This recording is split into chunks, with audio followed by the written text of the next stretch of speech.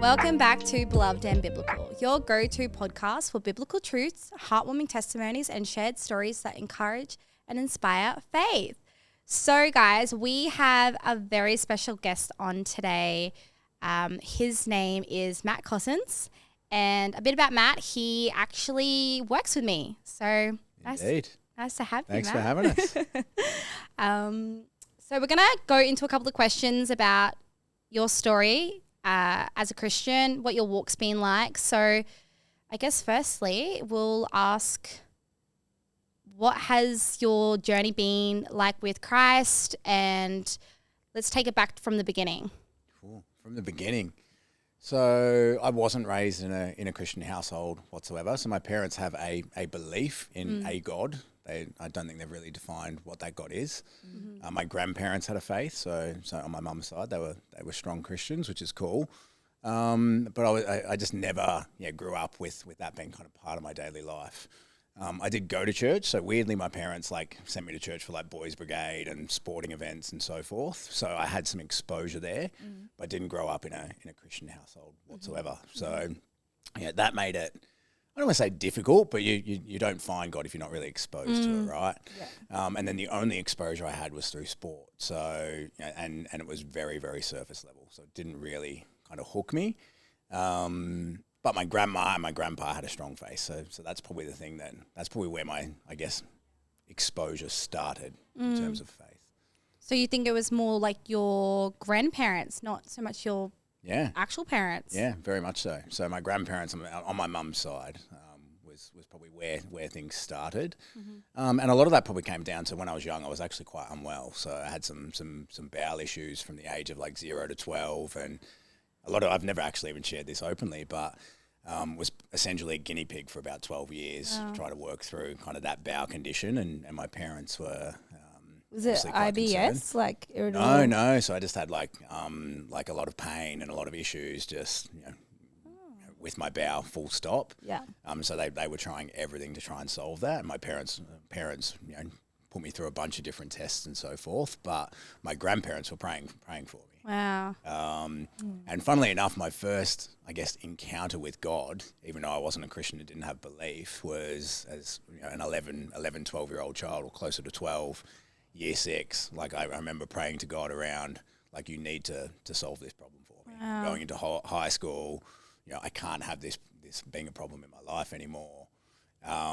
Weirdly, literally 2 days later, I then ended up having appendicitis. Wow. Thought nothing of it, and I was I pray, in my head as a 12-year-old kid, 11, 12-year-old kid, I've prayed to get healed of this thing. I'm now in hospital, for appendicitis. Well, little did I know, my appendix was actually wrapped around my bowel, and that was what caused the problem. Wow. So that was my literal first encounter with God. But as a 12-year-old kid, I'm well, whatever. In your head, you rationalize that away. Because I wasn't in a Christian household, it's very easy to rationalize that away. Of course, my grandparents would be it's answered prayer. And I was yeah, it's not. It really isn't. So that was, I guess, my first encounter with God. Yeah. But for then, I kind of pushed him away for the next 10 years. I didn't actually become a Christian until after I was married. Yeah. So that's when you would have walked away from God. When are you able to pinpoint when your second encounter or when you decided to give your life to Christ? Yeah. So there's a big gap in those 10 years, right? And as a teenage boy, I was rough, a lot rougher than I am now. I used to get in a lot of fights. I was very aggressive as a teenager, super aggressive, alpha male, hung out with the wrong crowd. I've always been a leader, which is a good thing now as a leader around the right people. It's a bad thing when you're a leader around the wrong people. Oh, yes. So I went down the wrong path. I would get in a fight just because I could. Yeah. Right. If someone looked at me funny, I'd be okay, it's on. And that's something I had to really work through. And in fairness, it was also kind of answered prayer as I got older.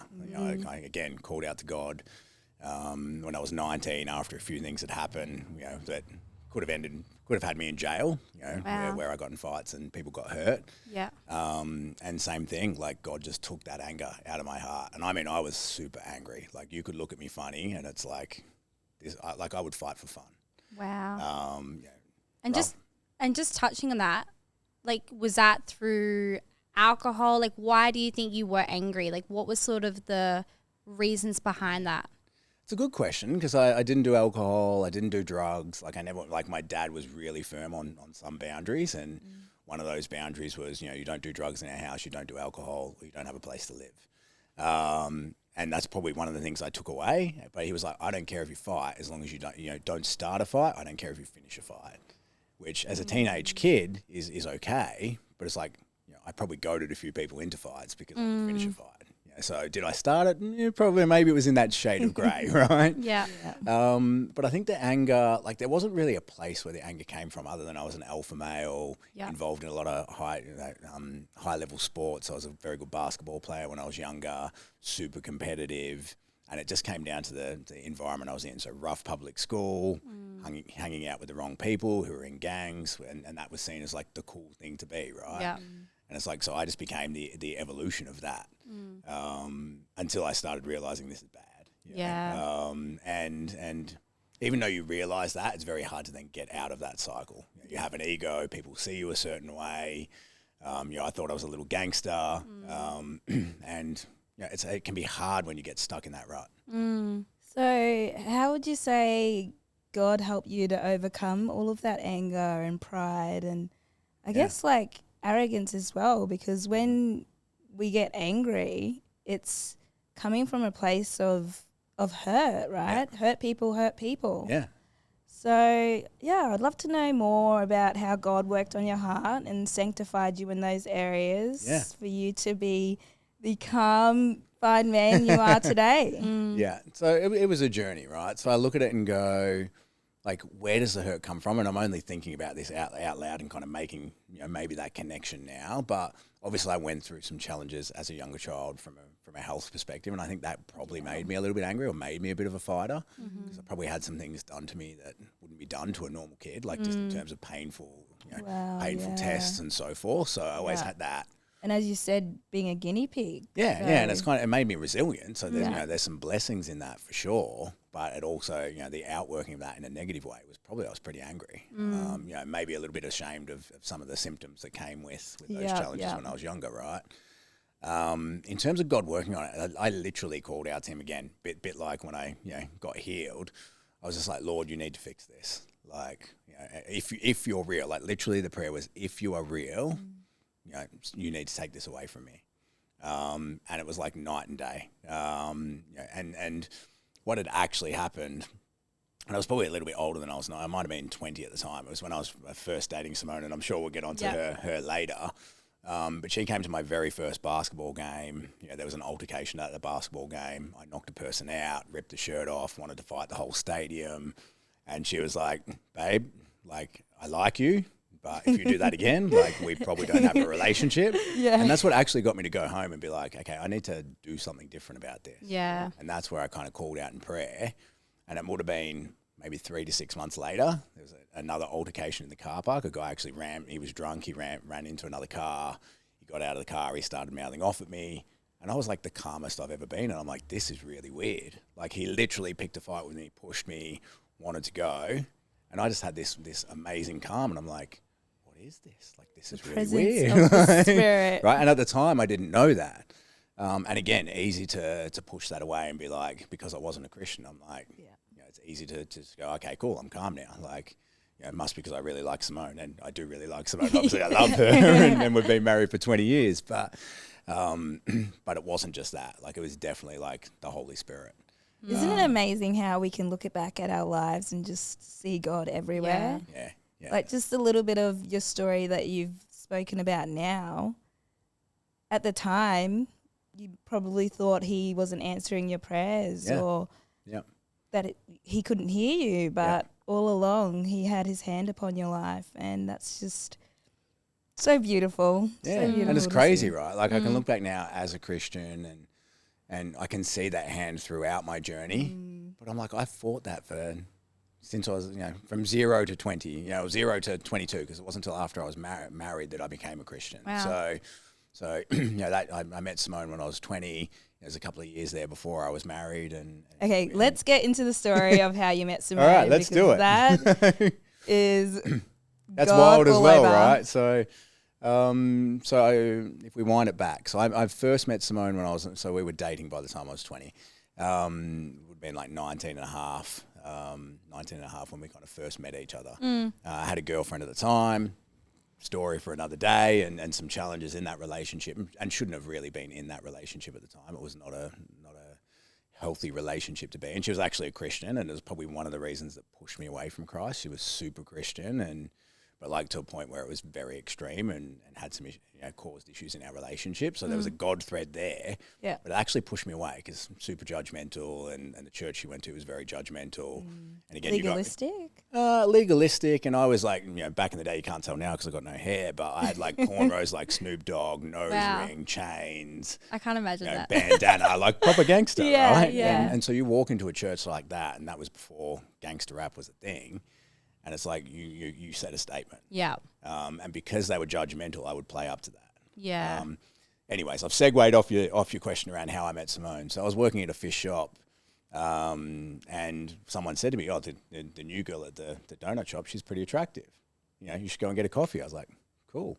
And weirdly, like I was unhappy in my relationship again, kind of praying about that time and time again. You pray the dangerous prayer.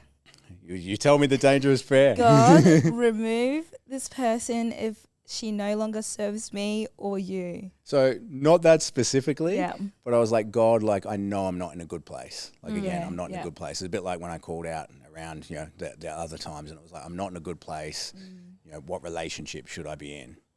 And I went round to get this coffee from this attractive girl who worked at the coffee shop, and I heard the voice of the Lord be like, that's the one. Wow. Right. I actually went back to the guys at work, and they were like, "Oh, how'd you go with the coffee?" I was like, "I'll marry that girl." And they're like, "You're crazy. Like you're 100% crazy, right?" And I just knew. And then weirdly, because God works in mysterious ways, like literally the next week, I borrowed my brother's car and took it down to work, left the lights on, car broke down. Yeah. Right. Sounds like what's the link here? I asked my boss. He always had jumper leads. He's like, "Oh no, I brought the other car, no jumper leads." So I asked around the centre because we were in a shopping centre. A few people I knew, no, not got jumper leads. The girl at the donut shop was like, "Oh, Simone, her dad's like weirdly into cars. She'll 100% have something." Goosebumps. Right? So I go over and I'm like, we don't really know each other, but my car's broken down. I've heard you might have. I've got all this stuff in my car. I don't know what any of it does. And that's literally how we first met. So she actually saved me. Wow. And we jump started the car, and that's literally how we had our first conversation.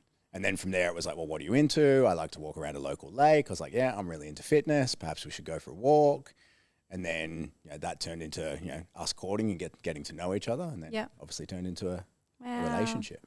And so just on that, so you weren't a Christian at the time. Was Simone a Christian? No. Wow. No. So she wasn't a Christian either. Her best friends were. So Jen and Chris, who are our closest friends in life. They were Christian. I actually thought they were in a cult. So maybe I shouldn't say that in case people look them up. Where did they go to church?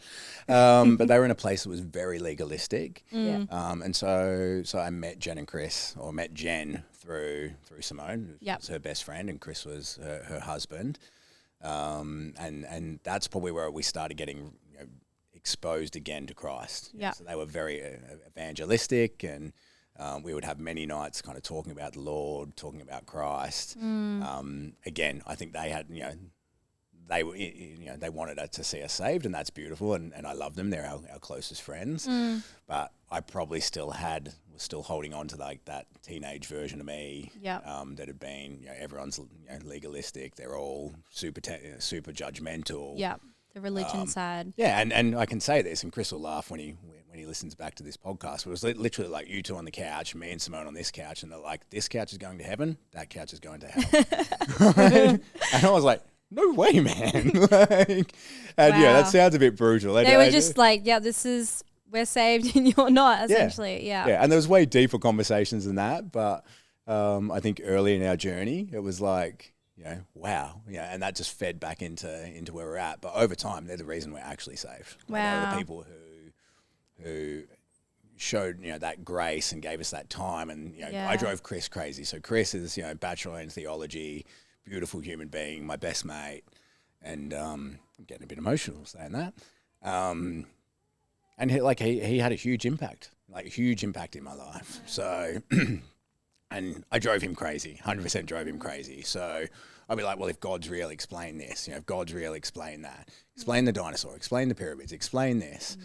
And it got to a point where he's like, Matt, you've had so many, firstly, you've already had, encounters that are clearly God, right? And secondly, he's like, why are you fighting this? Yeah. And it did get to a point where it's like, what, we just got to stop fighting this. And the big breakthrough that we had, or what essentially led me to Christ, was Simone and I went to, and it was part of Billy Graham, Franklin Graham had the big kind of crusade in Melbourne, 100,000 people in the G. You went to that? So we went to that, and we went with Jen and Chris, our close friends, and they're like, we think you should just come to this and just check it out. Right? Wow. And we were so moved that night that like both Simone and I gave our lives to the Lord. Wow. I've literally just got shivers. Which was really cool, and that's the short version. I could sit and talk about Jen and Chris all night because there was a couple of years, or a year or 18 months there of just them evangelizing to us, giving us the space, Praying in the background. no doubt praying, having other people praying, and just giving us the time to ask all the silly questions and being really patient and just planting the right seeds and letting God kind of do their thing. But I love that. That's why it's so important to have a support system around you that can really just encourage you in the faith and be there for you through the times where you do have these questions and are feeling some doubt, because the enemy always try to plant doubt into us to make us question the Bible or things of the Bible, and we will always get down to the truth. So. And I think the biggest one as well is I know for myself it's trying to hold on to all the other knowledge and the ego. Not having the answers maybe for everything at the time and trying to figure it out yourself. And it talks about that, like Nicodemus to Jesus when he's like, you have to be born again. They had all these religious rituals, but Jesus is like, it's not about that. It's about being born of a new spirit. And they still couldn't fathom, like they couldn't understand, like, what does that mean? It doesn't talk about that in the Old Testament. And it's just beautiful to see that you, at the right time, God knew exactly when you and your wife Simona were gonna give your life to Jesus. And what's that, 20? Yeah, it's over 20 years now. 20 years now, walking with the just Lord. On 20 years, and it's crazy, right? Like I look back, and I mean, the biggest challenge for me was, firstly, I want to try to outsmart God, right? Like I need to find the loophole here. Like I need someone to give me the A to Z, and if it's not perfect, like God can't be real. I realize how stupid that is now. But I was super analytical. But actually, the biggest problem I had was I just wouldn't surrender to God. Right? And that was the thing that in that moment, at the MCG with Simone, it's like it was plain as day. Like it was like God in my ear. He's like, "Why won't you just surrender? Like I've shown you. Yeah. Like, but again, rough. Gangster, want to be an alpha male. Pride. The hardest thing for me was to actually just surrender to God and be like, you are bigger than me. Like, you are so much bigger than me. But at that time, like that was the one thing that was, and I realized that was actually the only thing holding me back. And he just like laid it out. Like it was weird. I couldn't even tell you the sermon that was spoken that night, but it was like God had just laid out in my head, like here's where I've been your entire life. Why won't you just surrender? It's crazy when you look back at all the times that he's been through it, and it's a testimony, right? You had to go through the test to get a testimony. And you mentioned that you've always felt like a leader, and now you're in this businessman role. Tell us a bit about that. Yeah, so, I mean, obviously I'm an ex-recruiter, and that's where I've met Amy, which is lovely, and have a huge role. And my job is to essentially take recruiters from good to great. So I'm the Chief Growth Officer, so my role is to work with ambitious recruiters and help them start their own agency, run their own agency, and grow their own agency, which is a real kind of privileged place to be. And I guess I've got there through being a leader in my field in recruitment before that. So before I moved into ex-recruiter, which is the last 12 months, I've had 2 decades in the IT recruitment industry as a leader, doing exactly the same thing. So I think the thing that's always made me stand out is I'm really good at taking people on that journey and changing them as a person. And I think that's a gift from the Lord, 100%. There's a leadership gift he's given me there. I think he's given me a discernment gift. And he's been preparing you since 100%, you were young. And it's been a beautiful journey. But being a Christian leader is hard. It's really hard. So do you have any struggles being in that role and trying to stay in line with your Christian values? So from a values, from a values point of view, no, right? I think when you become a Christian, it's like the word is written on your heart, right? Like your values are just so your spirit's clear. quenched when something goes against it. You like, it's just not a challenge for you, right? So from an integrity point of view, from an honesty, from an ethics point of view, it's like I never even have to think about a decision I'm going to make. It's like I know the right decision. And if I try and deviate from that path, the Holy Spirit's telling me right quick, that's the wrong decision. So I don't think that's been a challenge. It's more how you become a leader in a world that's not Christian, in a industry that is, geared towards sales, geared towards winning. Excuse me, you're going to have to put that out, but geared towards winning, and then how you manage that, manage the people in that. And then I think as the world's got more woke, it's certainly challenging as a Christian leader. Yeah. Because there's things that come up in conversation that, whether people want to goad you into an argument, or they know you have a face, so they're trying to get you to say the wrong thing, in their mind, the wrong thing. Yeah. And so you've got to be really careful, what you say, when you say it, but also making sure that you still stand firm in your faith and stand up for things. And I've had challenges with that throughout my career. Like I remember early in my career in Greythorne, a particular person was having a rant against the Bible.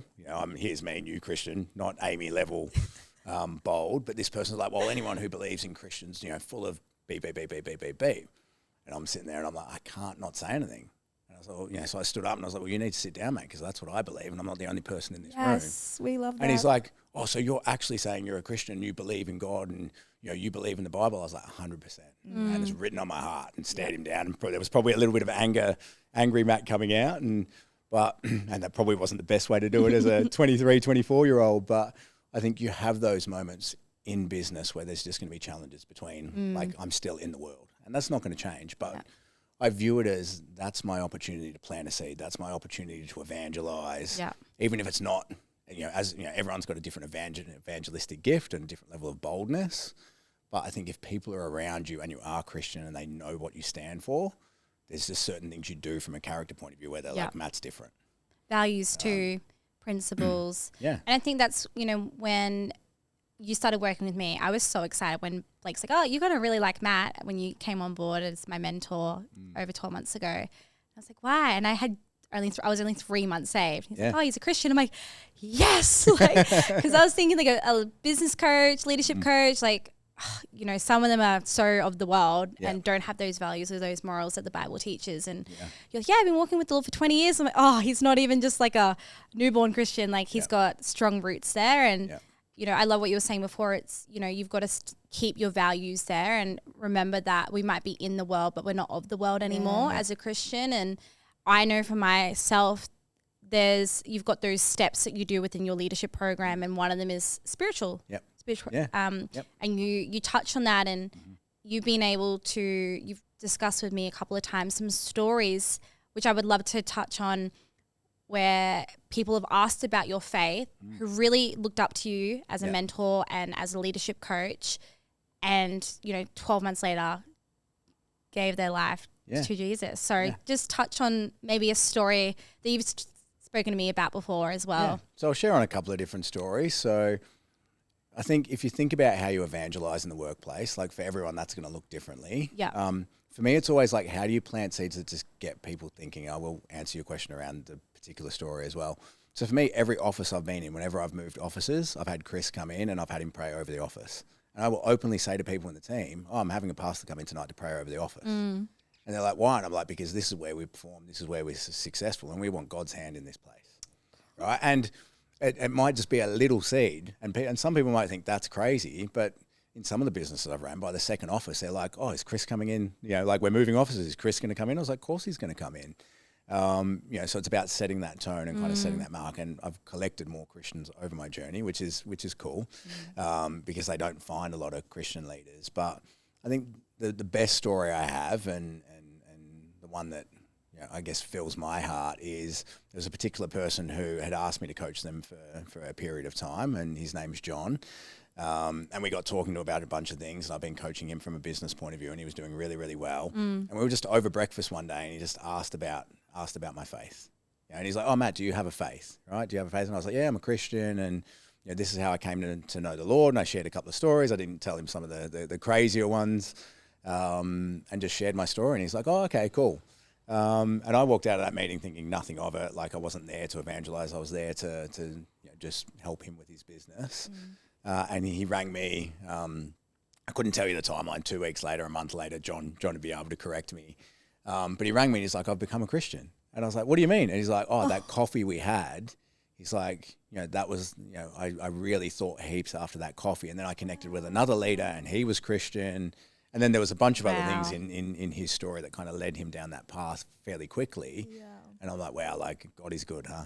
Wow. All the time. That's it. And I think as a Christian leader, like, as a Christian, it's not your job to convert people, right? It's your job to share your faith. Yeah, that's right. When the moment's right, in an appropriate manner. God will do the rest. It's God's. If it's God's will, it'll come to pass. Yeah, it's planting the seeds wherever you go, and we always say like God does the watering in His own time, and hopefully that harvests into fruit. I just want to touch on, through your journey as a Christian, what is something that you would tell your younger self before you encountered Christ? This is like such a tough question because I probably want to tell myself 100 things and be like, you idiot. Yeah, it's a bit like now that I know what I know.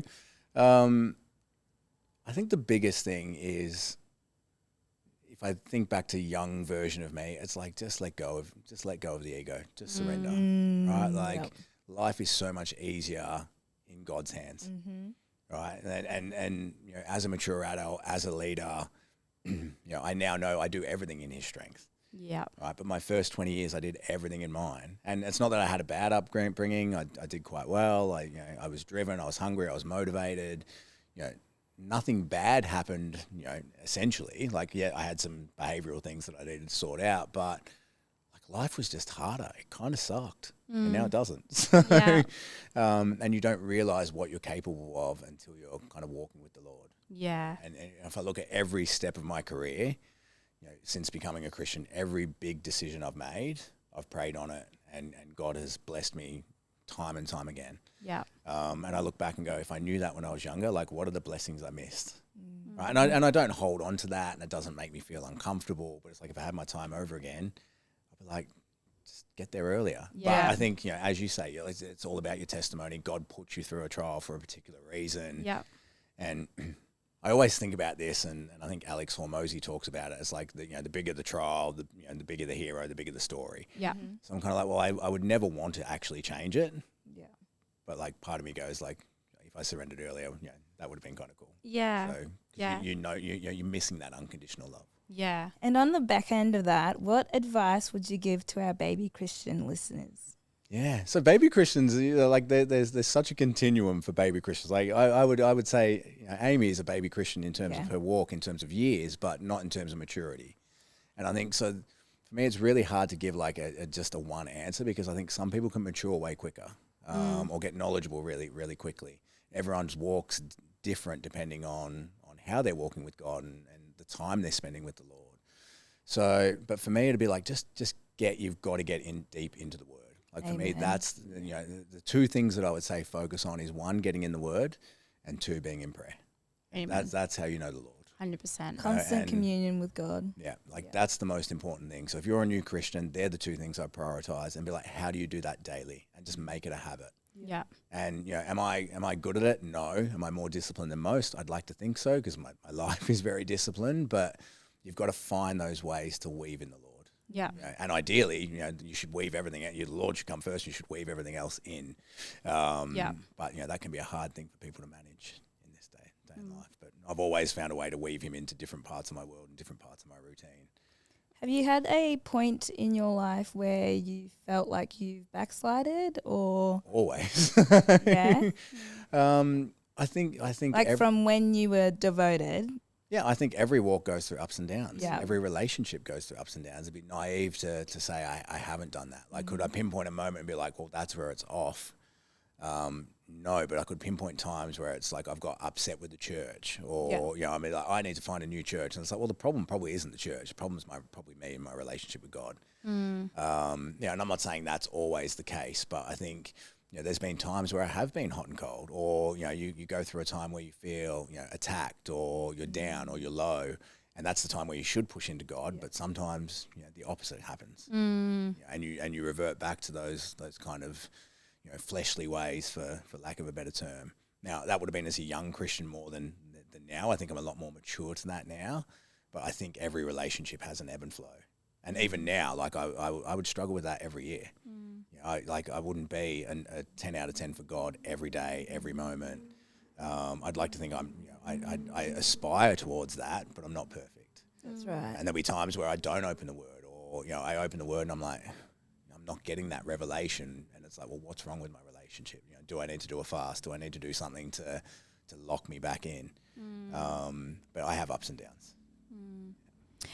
I'm curious to know, what is your favorite Bible verse? Yeah. So it's, they're not going to be able to see it on the screen, but Revelation 21, 22 to 27. No one knows it.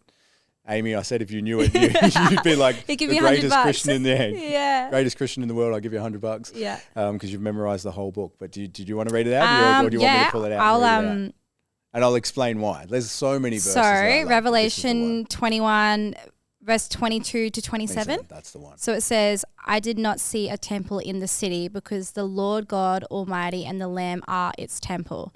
The city does not need the sun or the moon to shine on it, for the glory of God gives it light, and the Lamb is its lamp. The nations will walk by its light, and the kings of the earth will bring their splendor into it. On no day will its gates ever be shut, for there will be no night there. The glory and the honor of the nations will be brought into it. Nothing impure will ever enter it, nor will anyone who does what is shameful or deceitful, but only those whose names are written in the Lamb's book of life. Ooh. That's my verse. Wow. One of my many verses. But the reason I love that verse, like Revelations is obviously, future, looking forward. And for me, that's the picture of heaven, right? And so the reason it's tattooed on my arm is a reminder of that, and how beautiful is that. Yeah. So I could meditate on every one of those sentences and be like, wow, like that's our future. Like, yeah. That's what God has given me. Outside of the fact that He's given me forgiveness of sin, relationship, all of the rest, it's like that's what I'm entering into, is eternity with God. Yeah. I'm gonna go study that tonight. In that space, like it's such a beautiful. Like for me, it's that picture of that verse is just beautiful. Yeah. The Lamb's book of life. Yeah, and it's like, wow, He chose me. Yeah. Like it's really cool. So that's why I have it there. And I know people have other, and there's so many other verses that I love and that resonate with me. But like that, the reason I got that tattooed on my arm is like that. I just think it's such a beautiful verse. Yeah. It is beautiful. Looking forward, what's one thing that you hope for God to bless you with, or that you're praying for, or just seeking more to understand? Yeah, such a good question. So I'm always praying for my family. I feel like this podcast is a good reason to get them thinking. I'd love my parents to have a relationship with Christ, like not with a God, but with Christ. And they may feel they're 3/4 of the way there, but I'm like, let's go. If you're there, let's go and get you baptized. Are they accepting of it? Yeah, definitely. And through my grandparents, there's certainly a belief there and a belief in a higher power. But I'm like, if you believe in God, let's get baptized. Let's go. Like let's make it real. Same with my family, my brothers, people in my workplace. Like I'm always praying for those people around me. Atom knows that as well. Yeah. So for me, like I want people to have the experience I've had. Yeah. Because it's like that's where life begins. It really is where life begins. I think in terms of learning, I'm always trying to learn new things, find new revelation. Is there a specific thing I'm looking for? Well, no, but like I just want to get closer to God. I want to be more like Jesus. I drive Simone crazy because I say to her, like, I'm trying to be God. I'm not. I try to be Jesus. I'm not there yet, but I'm trying. She's like, you're never going to be there. I was like, I know that, but it doesn't mean I can't aspire to be there, right? So for me, that's something I'm always trying to unlock. Is how do I become a better follower of Christ? A better disciple. From a blessings point of view, I feel like I've been too blessed already. Like I really feel too blessed already, and And that comes back to that moment where I was saved. It's like, you know, the moment I surrendered and got baptized, it's like I've already been too blessed because I don't deserve this. Oh my gosh, this just popped into my mind from a time that we spoke about Africa. Yeah. You've got to talk about that. That I remember you telling me that a year ago. Yeah. There's a backstory to this, guys, but touch on that because that was crazy. Yeah, so I had a couple of crazy God moments. So one was how I got baptized, and we can talk about that if you would like me to as well. But God has given me like 3 or 4 like vivid, insane dreams where it's like it's the Holy Spirit 101. Like I know exactly what I'm doing. And the Africa one was a dream I had as a young new Christian.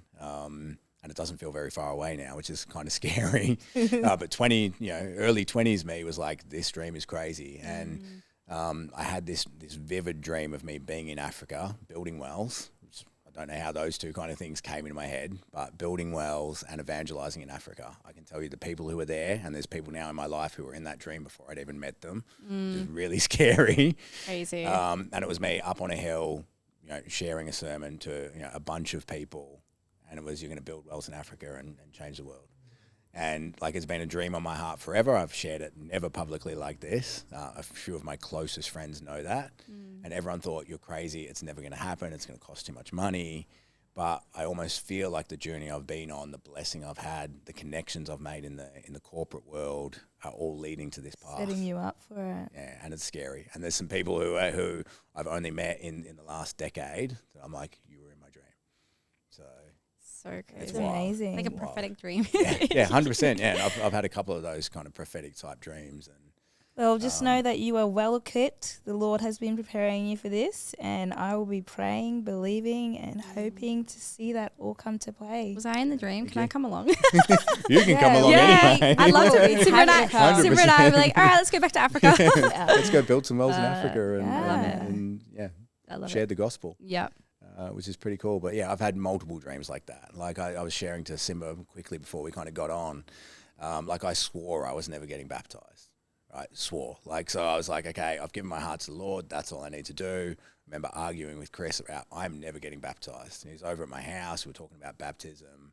And I was like, God himself would have to manifest in this room and be like, this is why you get baptized. Like, and I don't know why I was so anti. I think I was just young. And again, it was like I'd surrendered, but I hadn't really surrendered, right? So that's definitely the root of it. And he's like, we can just pray for that. Like, we'll just pray for that. And so we all kind of prayed for it. And I said, Simone, never happening. Doesn't matter. Went to bed that night, and God gave me the most vivid dream around being baptized. And Wow. I'll share it with you. I'll share you the high. It's a long conversation, but I'll give you the high points. So I was in a dream, and in that dream, I was my younger self. So I was back to being 15, 16, 17, young, rough, aggressive, and I was being chased by the darkness, like a horror movie, right? Like you're getting chased by the darkness. And I was praying in this dream, and every time I prayed, there'd be like a little ember of light, like around my body. And I thought, this is really, like in my dream, in my head, I'm like, this is really weird. But there was a fear of this darkness. And then I was running up a hill, and my friends, Jen and Chris, in this dream were at the top of the hill, and they were like a bright, brilliant light. And so I ran to them, and then the darkness couldn't come further, like couldn't enter the light, right? So, okay, weird. And then it moved me to another part of when I was a teenager, doing some stupid stuff. And again, I was being chased by the darkness. Then I ran up to a church, and it was the same thing. And God said, like, as clear as day in my head, this is why you need to be baptized. In the light, there is no darkness. Wow. And I was like, and that's the short version. There was a bit more in that. But I literally woke up, cold sweat, woke Simone up, and I was like, we've got to get baptized like now. This dream just happened. It's plain as day. And I'm like, we have no strength outside of him. Wow. Right? Like, we're not safe outside of him. And it's like, but we're not in him until we're baptized.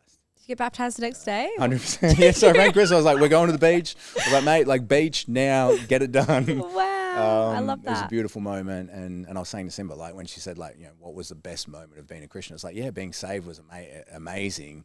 But for me, like that baptism part, because of that part of the story is when it became real. Wow. So I didn't feel like I was in God. Like I hadn't really surrendered Yep. until I actually really surrendered and was baptized. And I feel like being baptized, I don't know if it's for the same for everyone, but I know for myself and obviously you and probably Simba, it's the best feeling in the world. Yeah. Like coming out of the water, you truly feel new. Yeah. Like I remember the rest of the Dead day. to sin, alive. in And Christ. everyone was like, "You're part of the family." I was like, "Yes." Yeah. You know, it's It's quite overwhelming too. Like I had that joy, experience, and you pray.